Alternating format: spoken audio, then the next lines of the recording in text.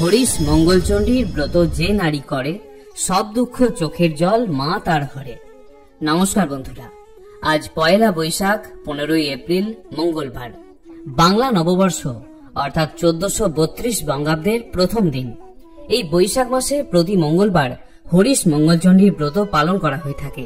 মূলত সধবা এবং বিধবা নারীরাই এই ব্রত পালন করতে পারে, তবে অবিবাহিত মহিলারাও তাদের পরিবারের সদস্যদের মঙ্গল কামনার উদ্দেশ্যে এই ব্রত রাখতে পারে। বলা হয় যে এই ব্রত যে নারী নিষ্ঠার সঙ্গে পালন করে, মা মঙ্গলচণ্ডীর কৃপায় তার চোখের জল কোনোদিন পড়ে না। বৈশাখ মাসের প্রতি মঙ্গলবারই এই হরিশ মঙ্গলচণ্ডীর ব্রত পালন করতে হয়। অনেকে পুরোহিত দিয়েও বাড়িতে এই পুজো করিয়ে থাকেন এবং পুজোর শেষে ব্রত কথা শুনে এই ব্রত উদযাপন করতে হয়। তবে আপনি যদি কোনো কারণে এই ব্রত রাখতে নাও পারেন, শুধুমাত্র এই ব্রত কথাটি শ্রবণ করে আজ সন্ধ্যায় মা মঙ্গলচণ্ডী নামে একটি প্রদীপ অবশ্যই প্রজ্বলন করবেন। মনে করা হয় এই প্রক্রিয়াটি করলেও মা মঙ্গলচণ্ডীর কৃপা অনেকাংশে লাভ হয়ে থাকে। আজ এই ভিডিওর মাধ্যমে আপনাদের শোনাবো হরিশ মঙ্গলচণ্ডীর ব্রত কথা। আপনাদের কাছে অনুরোধ, পূর্ণ নিষ্ঠা ও ভক্তির সাথে এই ব্রত কথা সম্পূর্ণ শ্রবণ করবেন। তাহলে শুরু করছি বৈশাখ মাসের প্রতি মঙ্গলবারের হরিশ মঙ্গলচণ্ডীর ব্রত কথা। জয় মা মঙ্গলচণ্ডী। বহুকাল আগের কথা, এক গ্রামের এক গয়লা বউ সেই গ্রামেরই এক ব্রাহ্মণীর সঙ্গে সই বা বন্ধুত্ব পাতিয়েছিল। এদের মধ্যে ভাবও ছিল খুব। প্রত্যেক বছর বৈশাখ মাসে ব্রাহ্মণী হরিশ মঙ্গলচণ্ডীর ব্রত করতেন এবং গয়লা বউও তার ব্রত করা দেখত। এইভাবে কিছুদিন যাওয়ার পর গয়লা বউয়েরও এই ব্রত করার ইচ্ছে হলো এবং সে ব্রাহ্মণীকে জিজ্ঞাসা করল যে এই ব্রত করলে কি ফল হয়। ব্রাহ্মণী তার কথা শুনে তাকে বললেন যে এই ব্রত করলে জীবনে কোনো নারীর চোখ থেকে জল পড়ে না, উল্টে তার সারা জীবন কেটে যায় খুব আনন্দে। গয়লা বউয়ের আর আনন্দ ধরে না। সে ধরে বসলো ব্রাহ্মণীকে আর বলল যে সেও এই ব্রত পালন করতে চায়। ব্রাহ্মণী গয়লা বউকে অনেক বোঝালেন। তিনি বললেন, তুমি পারবে না সই, এই ব্রত করা খুবই কঠিন। কিন্তু গয়লা বউ তার কোনো কথাই শুনতে চাইছিল না।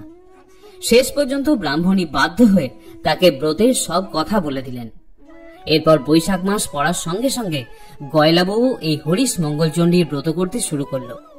এইভাবে দুটো ব্রত করার পরেই মা মঙ্গলচণ্ডীর তার উপর দয়া হলো, আর তার সঙ্গে সঙ্গে ঐশ্বর্য এবং সুখ সমৃদ্ধিতে ভরে উঠল গয়লা বউয়ের সংসার।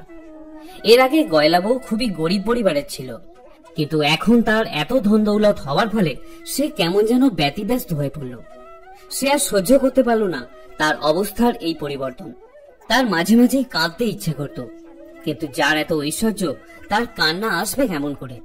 শেষে গয়লা বউ আবার গিয়ে ব্রাহ্মণীকে ধরে বসল আর বলল, সই, আমি আর এসব সহ্য করতে পারছি না, ইচ্ছে হচ্ছে খুব খানিকটা কাঁদি। তুমি আমায় বলে দাও সই, কি করলে আমি খানিকটা কাঁদতে পারবো। গয়লা বউয়ের কথা শুনে ব্রাহ্মণী তো একেবারে আশ্চর্য হয়ে গেলেন। তিনি বললেন, সে কি সই, তুমি কাঁদবে কেন? তোমার এমন সুখের সংসার হয়েছে, এত আনন্দ ভোগ করছো, এতে কাঁদতে আবার কেউ চায় নাকি? এ যে হরিশ মঙ্গলচণ্ডীর ব্রত, এই ব্রত করার ফলে শুধু আনন্দই হয়, কান্নাকাটি এর কাছেই আসতে পারে না। আমি তো আগেই তোমাকে বলেছিলাম যে এই ব্রত করা খুবই কঠিন, তখন তুমি শুনলে না। এখন কাঁদতে চাইলে চলবে কেমন করে বলো? গয়লা বউয়ের তখন প্রায় পাগলের মতো অবস্থা। সে বললে, আমি কাঁদতে না পেলে বাঁচবো না সই, তুমি বলে দাও কি করলে আমার কান্না আসবে। সইয়ের কথা শুনে ব্রাহ্মণী খুবই চিন্তিত হয়ে পড়লেন। কি বলবেন কিছুই ভেবে পেলেন না। এমন সময় তার চোখে পড়ল একটু দূরে একটা চাষের ক্ষেত। সেখানে অনেকগুলি লাউ আর কুমড়ো ফলেছিল। ব্রাহ্মণী গয়লা বউকে বললেন, যাও সই, ওই ক্ষেতটা দেখা যাচ্ছে, খুব লাউ আর কুমড়ো ফলেছে ওখানে। ওই খেতে গিয়ে লাউ কুমড়োগুলোকে তুলে নাও আর গাছগুলোকে একেবারে ছিঁড়ে খুঁড়ে দাও। তাহলেই চাষিরা খুব রেগে গিয়ে তোমাকে খুব গালমন্দ করবে, তাহলেই তোমার কান্না আসবে। সইয়ের কথা শুনে গয়লা বউ তখনই সেই ক্ষেতের ভিতর ঢুকে গাছগুলি সব ছিঁড়ে খুঁড়ে দিয়ে চলে এলো। কিন্তু এতে আসল কাজ কিছুই হলো না, বরং ফল হলো সম্পূর্ণ উল্টো। মা মঙ্গলচণ্ডীর দয়ায় গাছগুলি আবার সতেজ হয়ে উঠল, আর চাষিদেরও খুব আনন্দ হলো। তারা গয়লা বউয়ের কাছে গিয়ে বললে, মা, তোমার হাতে ছোঁয়া লেগে আমাদের মরা গাছগুলো আবার জ্যান্ত হয়ে উঠেছে, তুমি মা সাক্ষাৎ লক্ষ্মী। এর ফলে গয়লা বউ কাঁদবার সুযোগই পেল না। সে তার সইকে গিয়ে সব কথা জানালো ব্রাহ্মণী বুঝলেন যে মা মঙ্গলচণ্ডীর দয়াতেই এটা সম্ভব হয়েছে। তিনি তখন গয়লাবউকে বললেন, দেখো সই, ওই দূরে পাহাড়ের ধারে রাজার হাতিটা মরে পড়ে আছে। তুমি ওখানে গিয়ে হাতিটার গলা জড়িয়ে ধরে খুব কান্নাকাটি করো, তাহলে রাজার লোকেরা ভাববে যে তুমি হাতির দাঁত চুরি করতে গেছো। তখন তারা তোমাকে খুব মারধর করবে আর তুমিও খুব কাঁদবার সুযোগ পাবে। কিন্তু এবারেও কোনো কাজ হলো না। গয়লাবউ হাতিটার গায়ে হাত দিতেই হাতিটা পুনরায় জ্যান্ত হয়ে উঠল। তাই দেখে রাজার লোকেরা একেবারে অবাক হয়ে গেল আর সব কথা গিয়ে রাজাকে জানালো। সব শুনে রাজা অত্যন্ত খুশি হলেন আর গয়লাবউকে অনেক ধনরত্ন দিলেন। এবারেও কোনো কাজ হলো না দেখে ব্রাহ্মণী বুঝলেন যে এবারেও মা মঙ্গলচণ্ডী দয়া করেছেন। ব্রাহ্মণী তখন বললেন, দেখো সই, এক কাজ করো, কতগুলো বিষের নাড়ু তৈরি করে তোমার মেয়ের বাড়ি পাঠিয়ে দাও। তাহলে নাড়ু খেয়ে তারা সবাই মরে যাবে এবং তখন তুমি মন ভরে কাঁদতে পারবে। সইয়ের কথা মতো গয়লাবউ তাই করল। কিন্তু মা মঙ্গলচণ্ডীর দয়ায় বিষের নাড়ু অমৃত হয়ে গেল। মেয়ের বাড়ির লোকেরা নাড়ু খেয়ে খুব খুশি হলো এবং আরো কিছু নাড়ু পাঠানোর জন্য লিখে পাঠালো। এতেও যখন কোনো কাজ হলো না, তখন ব্রাহ্মণী গয়লাবউকে বললেন, দেখো সই, যখন কিছুতেই কিছু হচ্ছে না, তখন তুমি মা মঙ্গলচণ্ডীর ব্রত করাই ছেড়ে দাও। গয়লাবউ মঙ্গলচণ্ডীর ব্রত করা ছেড়ে দিল। এতে মা মঙ্গলচণ্ডী তার উপর খুবই রেগে গেলেন।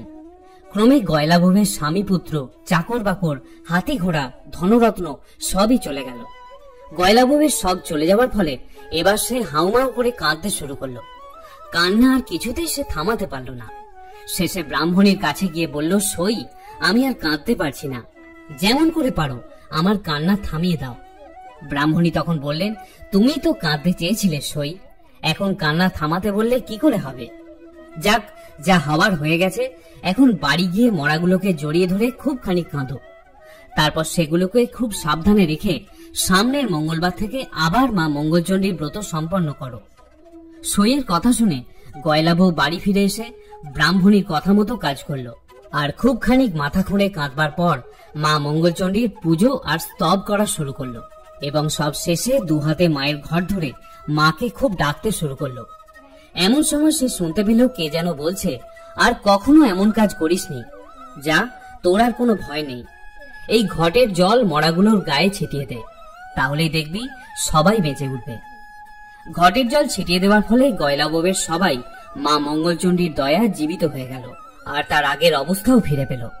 গয়লাবউ তখন খুব শুদ্ধাচারে মায়ের ঘরটি তুলে রেখে ছুটে গেল ব্রাহ্মণীর কাছে। তাকে গিয়ে সব কথা জানালো আর তার পা জড়িয়ে ধরে তার আশীর্বাদ চেয়ে নিল।